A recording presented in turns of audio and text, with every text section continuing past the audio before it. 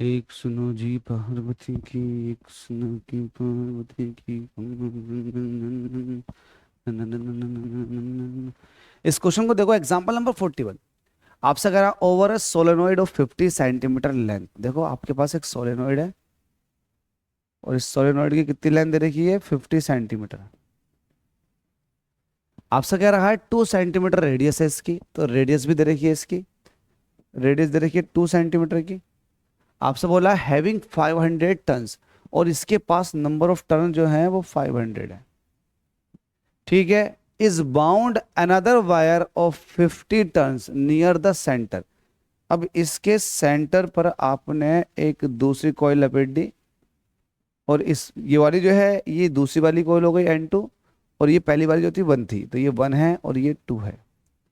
बड़ी वाली 1 N1, ये सोलेनोइड है 500 टन है, और N2 जो है उसके पास कितने? Bound another wire of 50 tons.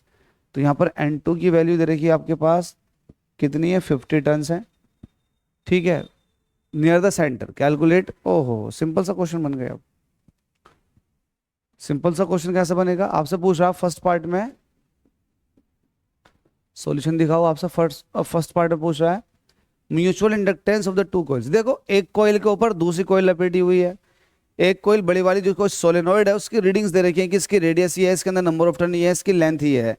तो आप उसका खुद का आप देखना चाहेंगे कि एक कॉइल तो ये है, इसके ऊपर अब सेंटर पर दूसरी कॉइल लपेट दी गई है, तो आप दोनों की रीडिंग के हिसाब से कोफिशिएंट ऑफ म्यूचुअल इंडक्शन निकाल सकते हैं। वही पूछा गया। Since we know that M is equal to होता क्या है? Mu naught N1 N2 A divided by L। Formula बहुत खास है, यूज होगा आपके उसमें एग्जाम में। तो M आपको बताना है। म्यू नोट की वैल्यू हो गई 4 पाई × 10⁻⁷ N1 जो कि सोलेनोइड के टर्न है 500। N2 जो कि आपने वायर लपेटी हुई येलो वाली, इसके टर्न है 50। एरिया ये आप सोलेनोइड का इस्तेमाल करते हो बड़ी वाली, छोटी सॉरी बड़ी वाली का, जिसके ऊपर आपने दूसरी कोई लपेटी है, तो बड़ी वाली का। अब बड़ी वाली की रेडियस 2 सेंटीमीटर दे रखी है, तो आप जब उसका रेडियस दे करके एरिया निकालते हैं, तो रेडियस अगर आप सामने से देखोगे तो रेडियस का मतलब ये है कि ये आपको कॉइल सर्कुलर दिखाई देगी। अगर आपके पास स्प्रिंग है बड़ा सा, तो आप सामने से देखो तो आपको सर्कल दिखाई देगा। ऐसे देखने पर आपको सोलेनोइड दिखाई देगा। तो सर्कल की रेडियस दे रखी है 2 सेंटीमीटर। सेंटीमीटर को मीटर में कन्वर्ट करने के लिए 10⁻²² से मल्टीप्लाई।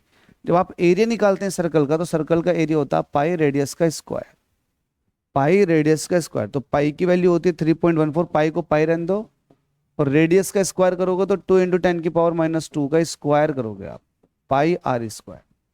लेंथ कितनी नीचे? लेंथ आपको दे रखी है इसकी 50 सेंटीमीटर। अगेन सेंटीमीटर को मीटर में कन्वर्ट करने के 10⁻² से मल्टीप्लाई। ये वाला 50 इस वाले 50 को खत्म कर देगा। ठीक है। ये 10⁻⁻⁴ बचेगा यहाँ से, तो 10⁻⁻⁴ से काटोगे तो 10⁻⁻² फिर भी रह जाएगा, और 2 का भी स्क्वायर होगा। 2 का स्क्वायर होता है 4। ठीक है। तो अब देखो क्या क्या आने वाला है। ऊपर 4 है, 4 की मल्टीप्लाई 5 से करेंगे तो 4×5 = 20। चलो 4 की 4 से कर लो, 4×4 = 16। पाई की पाई से करोगे तो अप्रोक्सीमेट 10 आ जाएगी वैल्यू, 10 से कम ही आती है लेकिन 10 लिख दो। तो पाई की पाई से करोगे 10 आ जाएगी, तो 4 की 4 से करोगे तो ये कितना आ जाएगा? 16।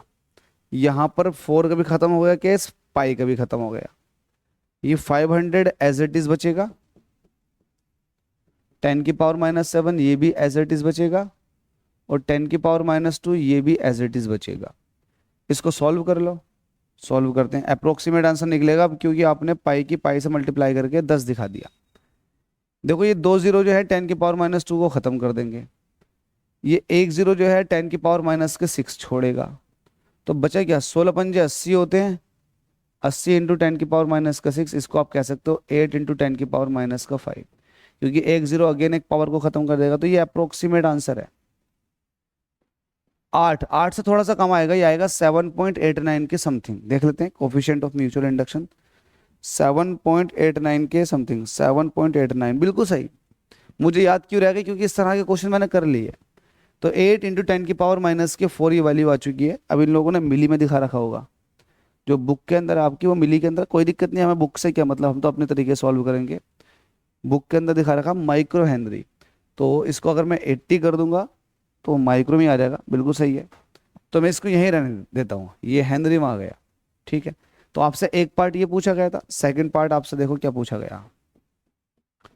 सेकंड पार्ट में आपसे बोला इंड्यूस ईएमएफ बता दो सेकेंडरी कोयल के अंदर, सेकेंडरी मतलब येलो वाली कोयल के अंदर इंड्यूस ईएमएफ, ईएमएफ बता देंगे।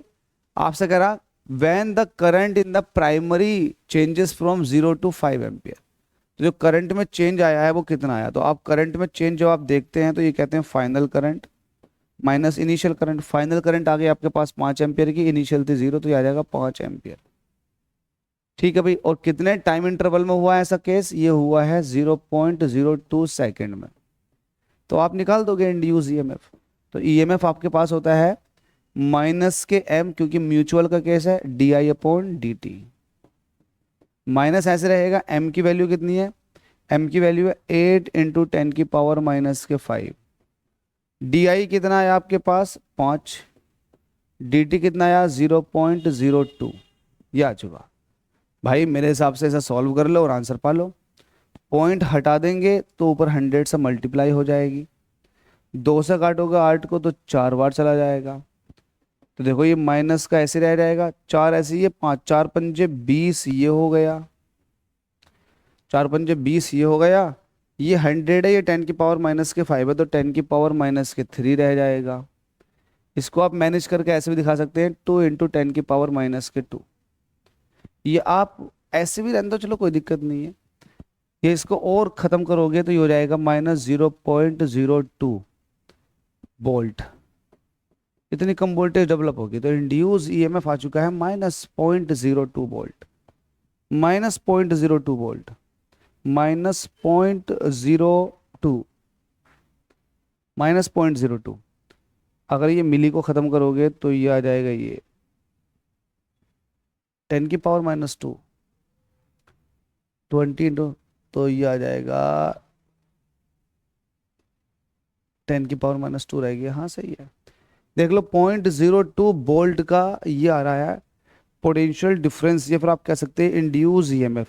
और बुक के अंदर जो इन्होंने वैल्यू ली है वो ली है मिली के अंदर, और हम मिली में यूज़ नहीं कर रहे, हमने तो यही सॉल्व कर लिया था। बुक से हमें कोई मतलब नहीं है, इसलिए बोल रहा हूँ हम अपने तरीके से सॉल्व करेंगे। हमारे तरीके से इस वैल्यू आई है 0.02 वोल्ट, ये हमारा आपका सबका तरीका है, और बुक का भी सेम ही तरीका ऑलमोस्ट। उन्होंने इसको वोल्ट में ना ले करके मिली वोल्ट में लिया है, तो अगर मैं इसको मिली वोल्ट में लूँगा तो वैल्यू 20 के आसपास आएगी, सही है। तो अच्छे से प्रैक्टिस करो। अप्रोक्सीमेट वैल्यू मेरी इसलिए आ रही है क्योंकि मैंने इंड्यूस ईएमएफ निकालते वक्त और इंड्यूस ईएमएफ से पहले कोफिशिएंट ऑफ म्यूचुअल इंडक्शन निकालते वक्त मैंने पाई की पाई से मल्टीप्लाई करके अप्रोक्सीमेट वैल्यू 10 ले ली थी, जबकि 10 नहीं होती, 10 से थोड़ी सी कम होती है, तो आपका अप्रोक्सीमेट आंसर ही आता है। चलो अगले क्वेश्चन में बात करेंगे। थैंक यू सो मच, बहुत अच्छा लगा आपसे मिलकर इतने सारे क्वेश्चन सॉल्व कराकर। मैं यही चाहता हूँ कि आपकी मदद हो सके मेरी वजह से। Thank you.